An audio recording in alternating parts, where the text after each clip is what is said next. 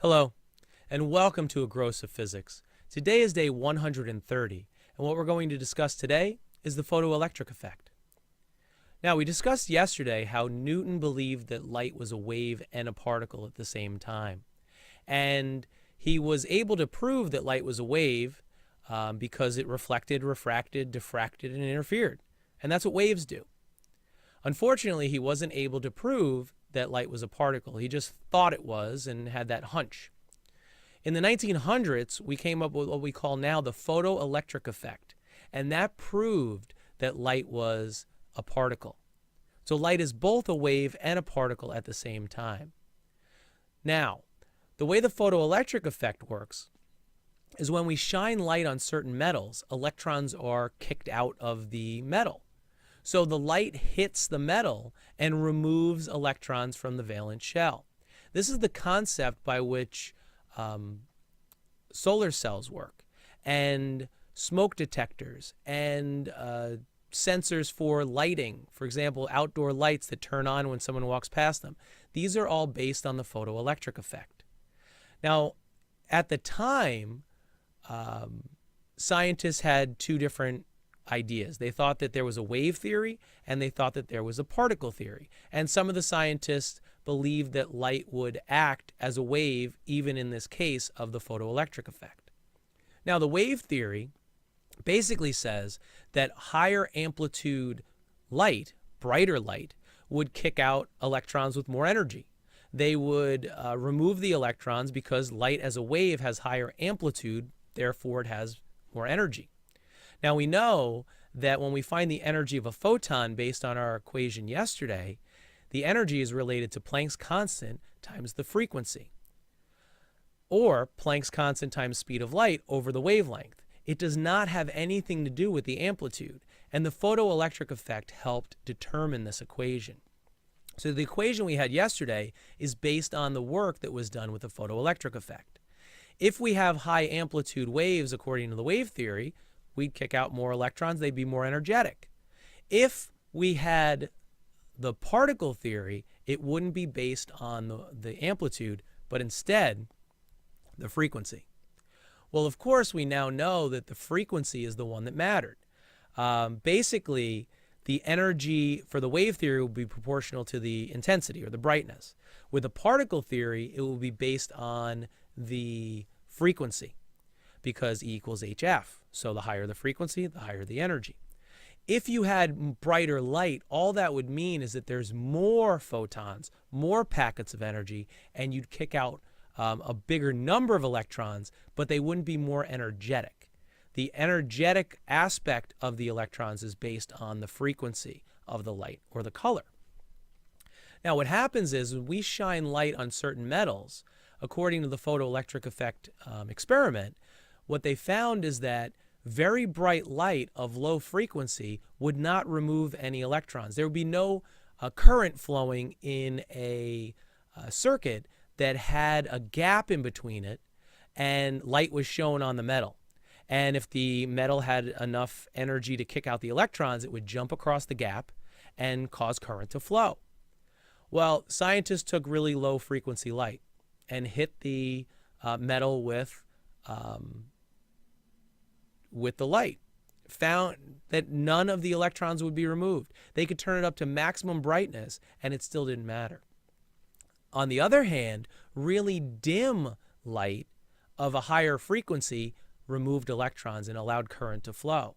So solar cells work on the fact that there's a gap in between the metal and the rest of the circuit, and when the light hits it, it removes the valence electrons and causes electricity to flow.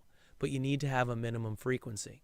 We have a fancy name for that. It's called the threshold frequency. So the light has to be a certain color. If you have different metals, you may have a different color that's required. In fact, what scientists did is they took many different metals and they shone light on it, and they shone different frequencies of light at different intensities. And they found that there was always a graph that was created that was linear. The energy of the electrons that were removed, what we call the Ke max, versus the frequency of light showed a linear relationship. But it didn't start at the origin. it was always shifted to the right on the x-axis. Different metals were shifted further to the right, and other metals were shifted further to the left, but none of them were at the origin. They always extended below the x-axis to hit the y-axis, which is kinetic energy, at below zero. Now, what that means is that each metal has a different hold on its valence electrons. As you learned in chemistry, each metal has a different hold on the outer shell. Some metals have a stronger hold than others. In fact, no matter what they did, they always got values that had the same slope. So the graph would always be linear, but it would just be shifted. If a metal had a really strong hold on its valence electrons, it shifted the graph to the right. So the threshold frequency was higher. If it was a weak hold, it would shift to the left. It would always intersect with the y-axis below the frequency axis. And what we found is that where that intersects, we call that the work function. The work function is a fancy term for what you learned in chemistry as the ionization energy. Of course, physicists need to have new terms to make themselves sound smarter. So the work function is that term. Instead of ionization energy, which is what you call it in chemistry, we call it the work function. It's always below zero, which means that different metals require different amounts of energy to remove those extra valence electrons. Now, with the graph, because the slope was always the same, we found that it always happened to be h.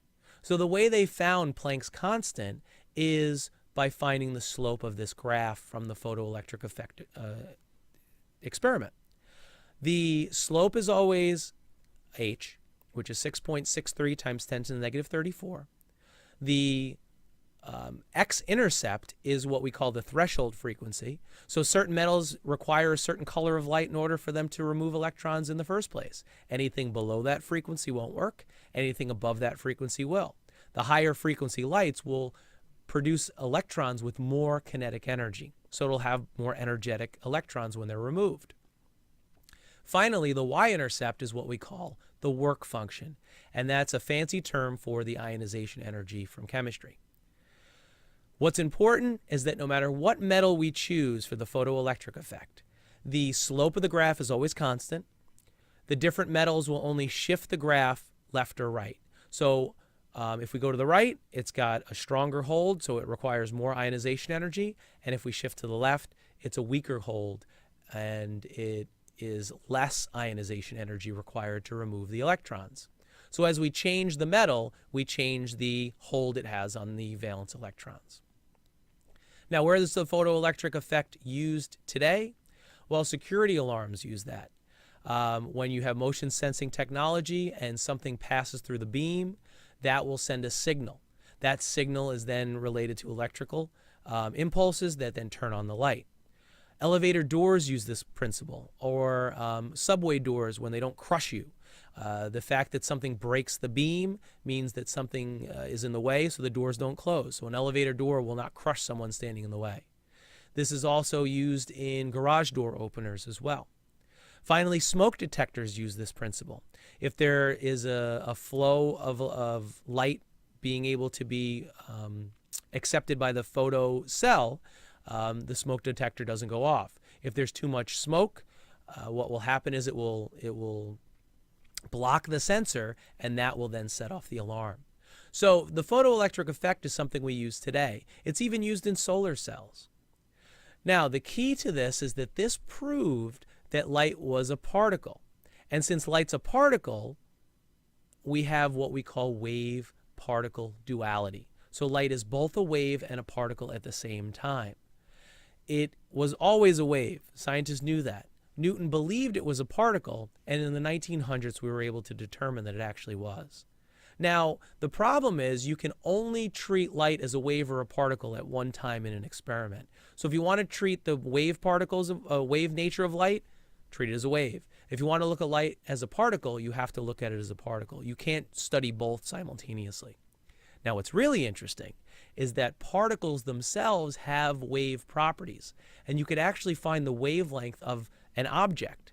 For example, if you're walking, you can figure out your wavelength. Now, the wavelength can be found using lambda equals h over p, and the p is the momentum. So mv is that bottom term, and h is Planck's constant. So you can figure out the wavelength of any object if it's moving. That means that you can have an amplitude and a frequency and a wavelength just like a wave can. Now that seems kind of weird that particles can act like waves. And you can't diffract through an opening. You can't walk through an opening and be in more than one place at the same time. But scientists have actually been able to verify this using electrons. Electrons are small, but we know that they're particles. And when scientists shoot electrons, a beam of electrons known as a beta ray, through a really small diffraction grating, they found that the electrons actually interfered with one another and produced the same pattern that you see with a double slit diffraction pattern with light. So electrons can be shot through a really small opening, fit through it, and come out on the other side in a pattern of alternating light, dark, light, dark, light, dark, just like light did when it was a wave when we talked about diffraction. Now that sounds like science fiction, but it's actually science fact. Now that's it for today. This was the photoelectric effect and how it verified the fact that light acts as a particle. What I'd like to do is a couple of sample problems. We'll bring out the whiteboard and I'll show you the graph, and maybe we'll do a sample problem or two to calculate the frequency needed for certain metals. Thank you.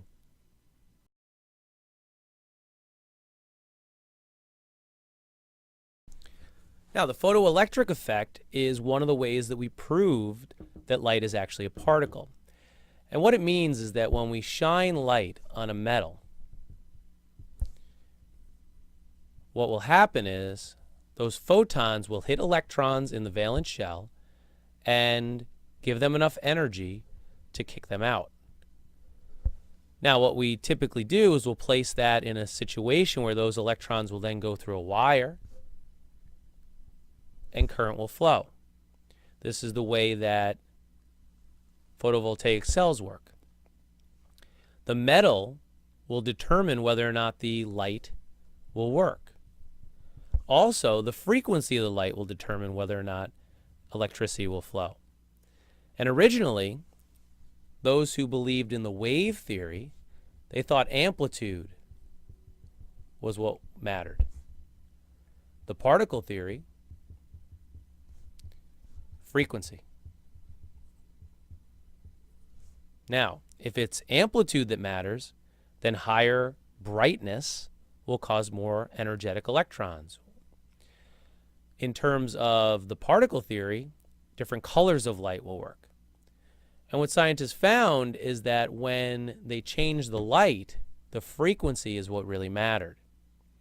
For example, they found that for certain metals, they could shine the brightest red light they could find on a particular metal, depending upon the situation, and no electrons would flow and there'd be no current flowing through the wire. So if we had an ammeter here, it would be 0. On the other hand, if they change that to, let's just go with violet for now, they found that even dim violet light would kick off electrons with enough energy to cause current to flow. So it would be a current measured by the ammeter. Now, the amplitude does matter, but not in the fact that the electrons will be removed with more energy. The only thing that changes with amplitude is that there is more photons. There's more bundles of light present, so you're able to kick off more electrons total, but not with more energy. So the photoelectric effect is one of the ways that we were able to determine that light is a particle, because it corresponded to the fact that frequency is what mattered. So red light didn't work. Violet light did. And each metal has its own characteristics where for a particular metal maybe green light works, but not red. In another metal maybe blue light will be the only thing that has enough energy. And that all depends upon the hold of the valence electrons on the by the metal.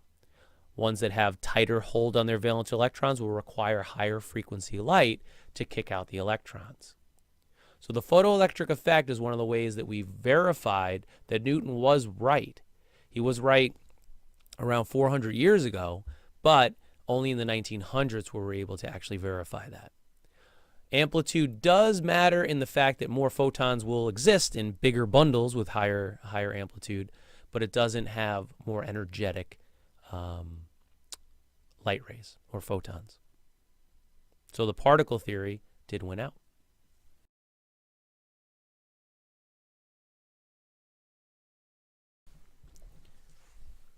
Now, when scientists first looked at the photoelectric effect, of course, they collected a lot of data. And in many cases, as is the case with other topics we've studied, graphs are a good way to see that data visually.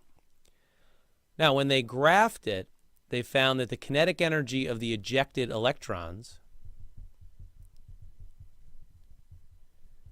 was related to the frequency. Higher frequency, higher energy of the ejected electrons. Now, if we remember from chemistry, every atom has certain holds on its electrons. And in order to remove electrons from the atom, you need to have a minimum amount of energy. If you give it a certain amount within the atom, you can jump up to higher energy levels. But once you remove the electrons, which we called ionization energy in chemistry, the rest of the energy went to that electron, so it had a certain amount of kinetic energy. Well, this is what the graph looked like. And in fact, this graph had the same slope no matter what the metal. Now, this particular metal had a graph that looked like that. Another metal may have been shifted over, but still had the same slope.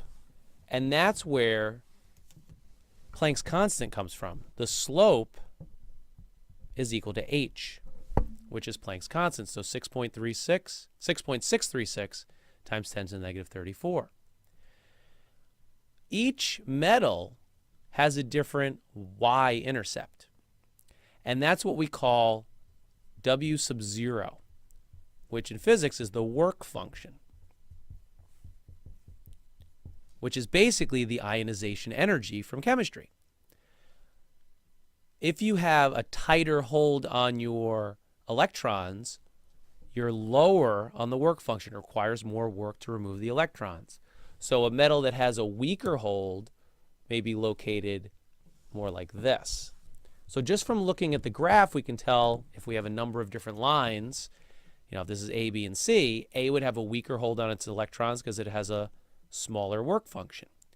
Once we exceed this value here, the electrons are actually removed, and they have a certain amount of kinetic energy. The higher the frequency, the more the kinetic energy. So we have this x-intercept is also important. So the y-intercept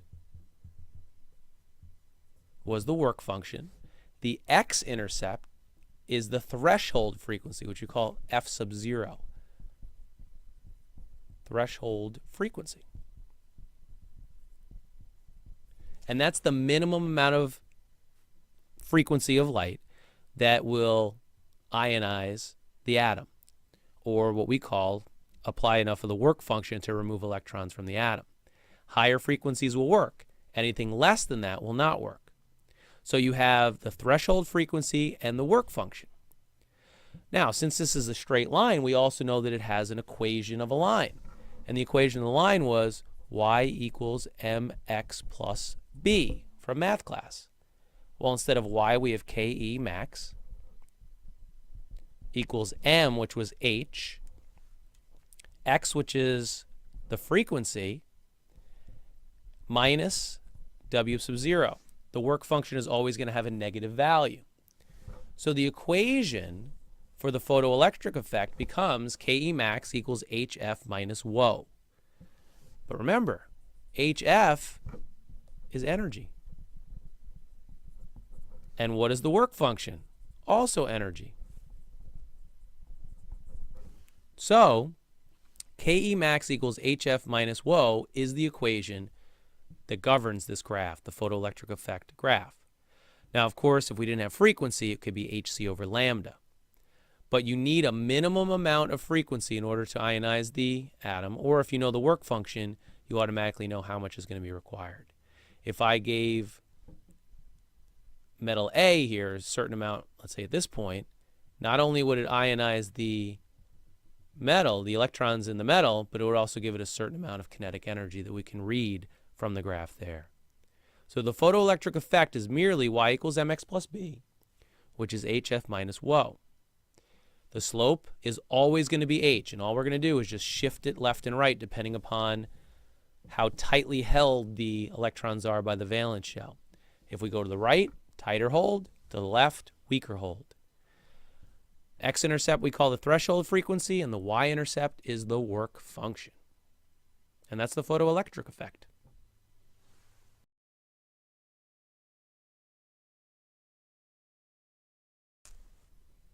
Now, the main focus of this chapter is the fact that light is a particle.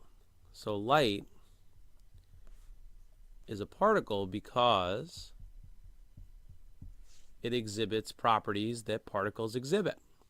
And we use the photoelectric effect to verify this. Now, earlier in the course, we discussed light as a wave. And we verified that light was a wave because it reflected, it refracted, and it diffracted.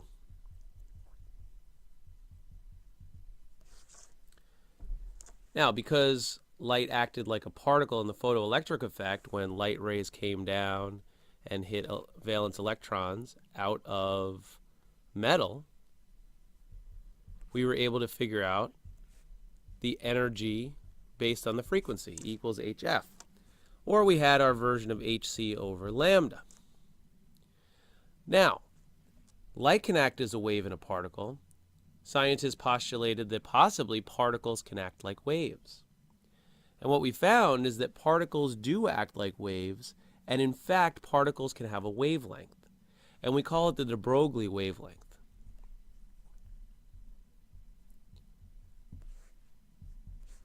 And basically this is a extra topic for an introductory physics course, but I think it's important to realize that light being a wave and a particle at the same time is not the only side of the argument.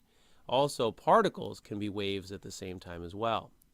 And what happens is, if you want to find the wavelength of an object, you would take Planck's constant and you would divide it by p, which is the momentum.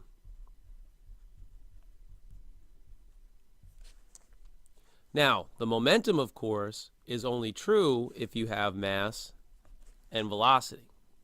So you need to know how fast an object is moving and the mass of the object in order to find its wavelength. But you can find the wavelength of any object if it's moving. You can find your wavelength. The problem is your wavelength is going to be very small because if you remember, Planck's constant is 6.63 times 10 to the negative 34 joule seconds. So even if you have a mass of 100 and you're moving it, let's say 1 meter per second or something to that effect, you're going to just move this over 2 places, so it'll be 10 to the negative 32. If we have objects that move a lot faster and have really small masses, what we can do is actually verify that they have wavelengths and do experimentation that could actually verify the wavelengths with experiments, so with actual data. And what scientists did is they actually used electrons and shot them through diffraction patterns. So they had diffraction gratings and they shot electrons through small openings, just like we did with light. And just as light interfered on the other side, if you remember, we had Huygens' principle, we had baby waves formed, and we had interference patterns.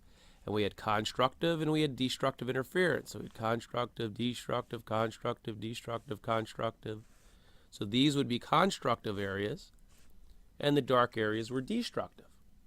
Well, what scientists found is that when they shot electrons through small openings, and they had to be really small, because the wavelength of the electrons as they were moving was really small, they found that the electrons didn't just end up going through the opening and form 2 lines or 3 lines or 4 lines.